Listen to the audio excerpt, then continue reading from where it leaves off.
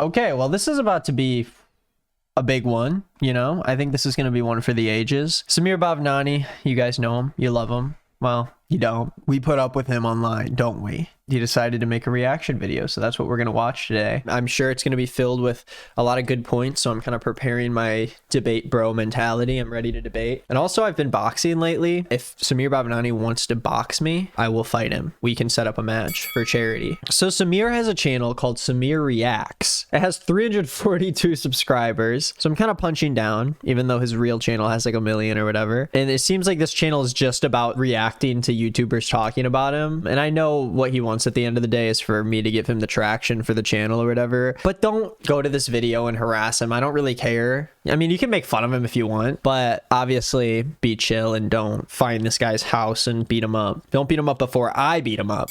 He made a video called "This YouTuber Made a Movie to Cancel Me." This thumbnail is horrendous. I don't like any part of it. He made his eyes really big and did like a little baby, like puckered his lips up. He's wearing his hat. It says Big D on it, which is a reference to American Justice Warriors because he calls himself Big D for some reason. The background of this video is that I made 3 videos about Samir's 3 different channels on my main channel. I did like a little series and kind of went through why they're all so weird. His main channel being the main thing where he pretends to be a disabled man and he makes a lot of racist jokes. He is a very bad person. Let's see what he has to say. So big news, everyone. Somebody actually made a movie about me. It's a 3-part series on YouTube and each of them are about 30 minutes long. So that's about the length of a movie. I don't know what his definition of a movie is. I feel like that's kind of a stretch to call it a movie. I may be posting this video on my main channel, and if that's the case, then subscribe to my new reaction channel. He has like 1 million channels. He has one for his kid that he just like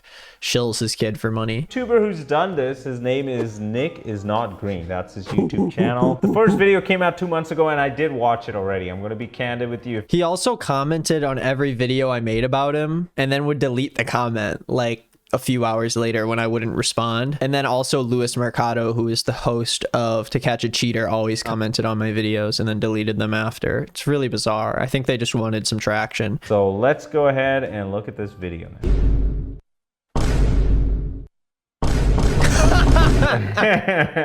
Yeah. Okay, I had a beard on. I've been getting gray hair since I was a very young kid. Some people say it's wisdom, but you know, okay, it makes... I wouldn't say that, Samir. You know, I'm in my 30s. It's pretty young for a filmmaker. You're not in your 30s, Samir. You're not. I'm sorry. I'm calling BS on that no matter what. You can show me the birth certificate. If you've ever watched Darman, you'll understand where these kind of videos have come from. They came from Jay Shetty and Prince EA. This content is always branded as Darman content, and it all came after his wave happened. So those guys might have started that content. They might have made it in the past, but Darman was the one who really popularized it and made it, and commentary also helped that a lot because of Darman's style. Iterations of this inspirational clickbait genre spread across the internet, and Samir Bhavnani must have seen the massive potential for money here because he jumped onto this genre. Over a year ago, he started with the hard-hitting lessons of racist landlords and Last year, that racist landlord video was 3 weeks. Oh, did I say that? Was it over? Guess I made a mistake. So guys, I think we're gonna end the video there. I sort of said the wrong number in my in my script. I don't know. Honestly, I don't know why I said that. a lot more lessons about racism against black people that Samir pretends to understand the experiences of. But is he beginning? I do actually understand the experience of racism. I am Indian American and I have been discriminated against. I said the experiences of racism against black people because the stereotypes he's talking about are very specific towards black people when it comes to stealing, claiming that people are like robbing your house, they're gonna pull a gun on you, or they're gonna hurt a cop. Those are experiences that very specifically are catered and experienced almost solely by black people. Samir has 3 channels. I have more than 3 channels, but I'm happy he's bringing up to top 3. Well, one of them is him trying to monetize his child, so I feel like I did him a favor by not saying that. I did actually say it after this, but I didn't make a whole video about it because I don't want to make a video about a kid. But then we have another channel called To Catch a Cheater, which seems to be a reality show about partners who suspect that their partner's cheating, but in reality, it's a very poorly acted and scripted attempt at bizarre situations. It is real. A lot of people say, okay, you know, No, To Catch a Cheater is 100% not real. He cannot look me in the eyes through the camera and tell me that To Catch a Cheater is real. It happens. It happened and it still happens. If To Catch a Cheater is real, like, they could possibly be facing like legal charges because they constantly don't censor people's faces that definitely want to be censored, and they constantly post censored pictures of nude photos of people and then show the uncensored version behind a paywall. And so you're literally monetizing people's nudes who don't consent to it. If you're saying it's real, then you could literally have legal charges put against you if that is true, which it's not, because it's not real. None of it's real. It's all acting. And if you have time, my daughter created a channel. She's the youngest YouTuber on YouTube, only 3 months old. Her videos are going to be amazing. She hasn't created He's not 37. it. So if you want, you can follow her channel. Link is in the description and in the comments section. She already has 1,000 subscribers and not even one video out. Isn't that amazing? Since this kid can't even talk yet, the channel's pretty low on content, but I assure you that Samir is counting down the days until he can monetize his child. This is a guy who's talking about monetizing my life with everything else, who has a sponsor in front of his video and ads. And Because I'm not monetizing a minor. So the point of my argument was that this is a child who can't consent over their face and their actions being put on a YouTube video. I am making a video about an adult as an adult, so I'm allowed to do that. I'm allowed to make money off of it. It is my job. But if I have a child, I don't think I put that child on my YouTube channel and consistently monetize them. there is nothing wrong with making money. That being said, I don't need to monetize my child's life or whatever he's trying to say. That? I got into filmmaking back when I was 8 to 10 years old, well before YouTube even ever existed. My content was online well before YouTube ever was there. In fact, you can see it on newgrounds.com. You'll see videos that I've made. I love filmmaking. It's one of my passions and hobbies, and I have done everything there. I've been a cameraman on sets. Just because Samir is trying to tell me and consistently validate himself as a filmmaker, I will say just in this video, because he's watching, just to make him mad, Samir, you're a bad filmmaker. I'm sorry. You're not a young filmmaker. You're neither young or a filmmaker. You're just an old man. I still do the camera work on my own shoots. They're always overexposed, and he doesn't use an ND filter on his camera. And so whenever he films outside, he has to crank his shutter speed. So then the footage just looks shitty. And his editing's awful too, because his captions get messed up half the time and he hangs on his shots for too long. And his audio is horrible too. Too much room noise. He needs to get a boom mic or just have a lav hidden somewhere on him. I don't even make films, and I know what I'm doing more than this dumb asshole. Got a little too angry there. Gamer moment. JK, I'm not angry. She's so beautiful and cute, and I want to bring everyone else a smile like she brings me. Anything that gets monetized will go 100% to her. I don't need her money. You are her dad. You own everything she has. If you give the monetization to her, that's your money, you weirdo. There's nothing wrong with making money. Don't ever let anyone tell you that, especially someone who's also monetized you and making this video for money. If that's the case, then don't monetize your videos. Take your ads off right now. Give me your sponsors then. Don't, be hypocritical there, because you're doing this for money yourself. I didn't say he couldn't make money. What? That's never what I said. He's like, take your ads off. Maybe he's talking about Bambi. Maybe he thinks it's immoral for me to have Bambi in my videos because he didn't consent to it. Now, Samir very commonly uses the fact that some of the characters in his videos are very racist as an excuse to make racist comments and jokes through the character's mouth. Now, this is something that can be tasteful and work when it's in a film that has an impactful commentary on racism, but not so much when the only reason that the character is saying these things is for the sake of being a racist person. First of all, there's a group of us that write these, and There's a group of them that write this. It's not just Samir. I was under the impression that it was a one-man show. That is wild that there's more than one person that actually work on these. What do you think you're doing? Hands up. I'm sorry, but I'm trying to get into... Shut up. I know exactly what you're doing. You're a filthy black man trying to break into my... I'd heavily argue that there's a better way to show your audience that a specific character is racist rather than the ways that Samir does it. What? Well, tell the way how it's done then. Because what you just said is there's a better way to show racism than showing your character's racist. I'm just saying, you filthy black man isn't good dialogue, and it doesn't actually convey any nuance or any realism to actual racist situations that happen in real life. It just seems cheesy and half-assed and in bad taste. The overall story and how Samir handles his channel is why it's wrong. Now, the story behind this video is that this man just bought this property and he was moving in today, but his key didn't work and it was early in the morning and he didn't want to wake up his property manager. So he tried to break in through the window using a clothes hanger. He didn't really try to break in. He tried to open a window so he could unlock the door. It's his property. He's not breaking in. Dude, I know. I watched. He's breaking in through the window. I don't even need to comment on it. That's just a weird thing for him to stop on. Like, I know. Samir's writing, like many videos in this genre, are said to be super basic and direct, so the content's easy to understand for a wide audience of people, even if they don't understand English very well or they're a younger person. This is how Darman explained the uncanny natures of his videos to people who are skeptical of them. I think he first said this when Cody Ko talked to him. Your audience, you know who your audience is. Well, I do know what the goal is. It's capitalizing on sexism, ableism, and racism for the sake of making money with outrage clickbait. Again, he talks about making money, but... Dude, that is not my issue. Obviously, you can make money off of YouTube, but to constantly be like, he just doesn't want me to make money. I get confused if he actually believes that or if he thinks it's a good point. You're also making money. You know, people judge these channels. They're like, oh, you're copying Darman, you're copying Darman. If somebody was out there today helping a homeless person, you copy that person to help more homeless people, that's a positive thing in this society. He really thinks that he is like doing this grand favor for the world. Like, oh yeah, you were racist and ableist and sexist. And he's like, you don't want me to make money and you think I'm copying Darman? What the hell? What are you doing?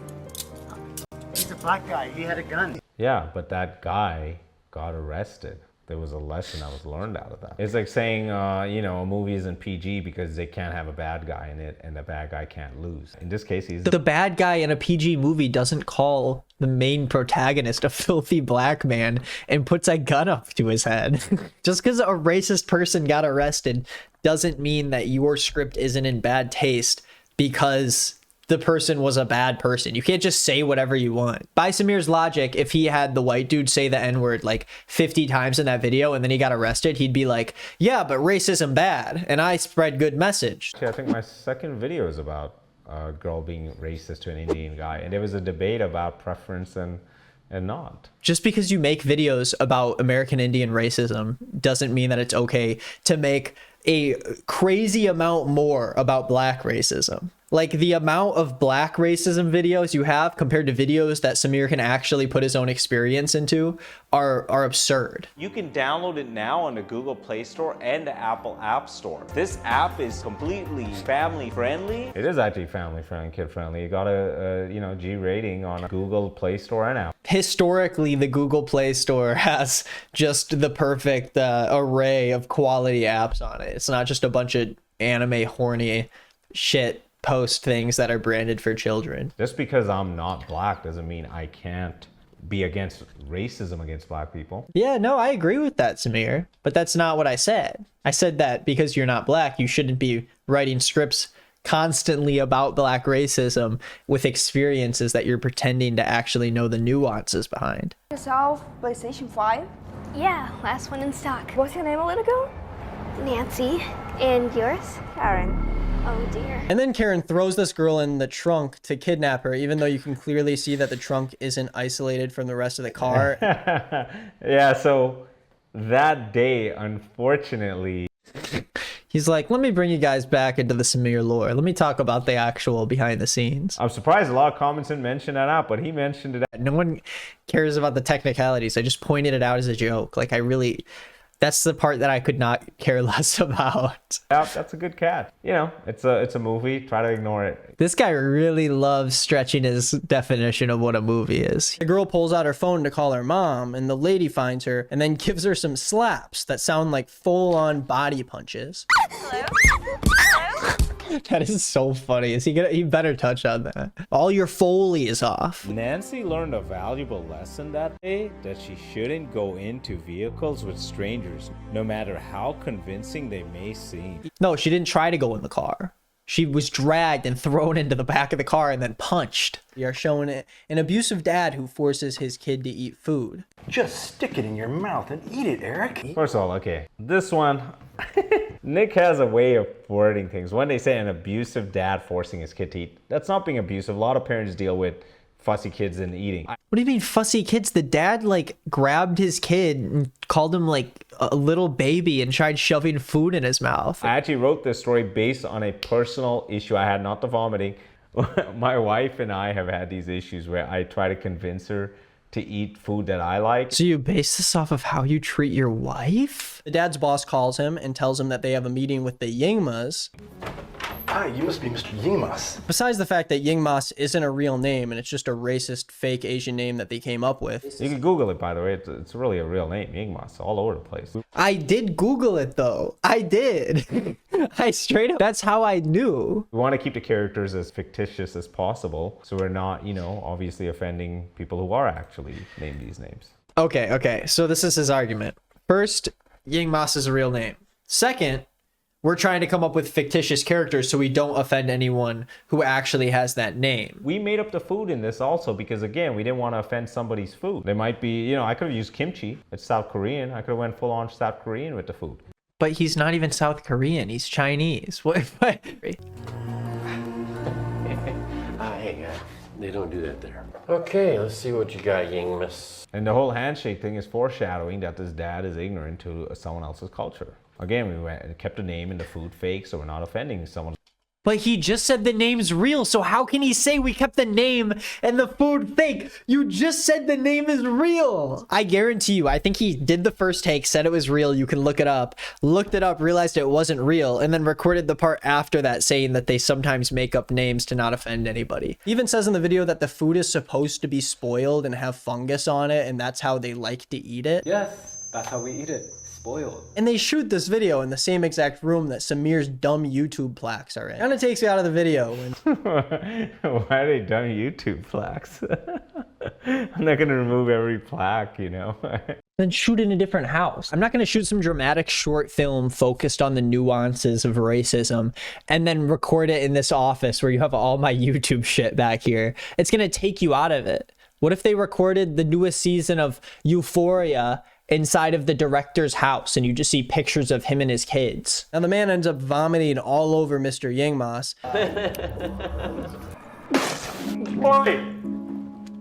And hey, he's fine with it and he keeps eating because he's a Chinese person who eats disgusting food and he loves it.